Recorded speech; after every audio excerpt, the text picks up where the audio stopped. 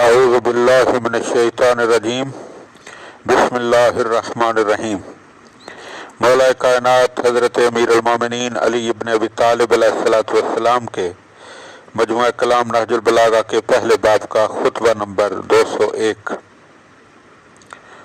مولا فرماتے ہیں ایھا الناس انما الدنیا دار المجاز والآخرۃ دار قرار۔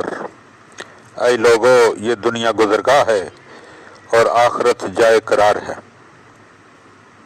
فخذوا من ممرکم لمقرکم، لہذا اس گزرگاہ سے اپنی منزل کے لیے توشہ اٹھا لو۔ ولا تحتکوا استارکم عند من یعلم اسرارکم،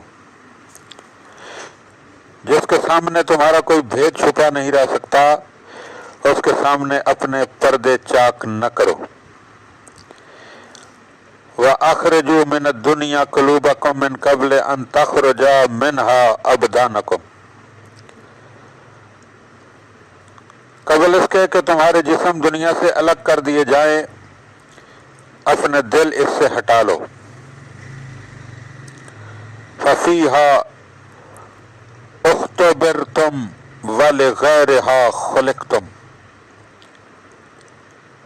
اس دنیا میں تمہیں جانچا جا رہا ہے لیکن تمہیں پیدا دوسری جگہ کے لیے کیا گیا ہے۔ ان المرء اذا ہلک قال الناس ما ترک، جب کوئی انسان مرتا ہے تو لوگ کہتے ہیں کہ کیا چھوڑ گیا۔ وقالت الملائکۃ ما قدم، اور ملائکہ یعنی فرشتے پوچھتے ہیں کہ اس نے آگے کے لیے کیا سر و سامان کیا ہے۔ للہ آباؤکم فقدموا بعضا یکن لکم قرضا ولا تخلفوا کلا فیکون علیکم کلا،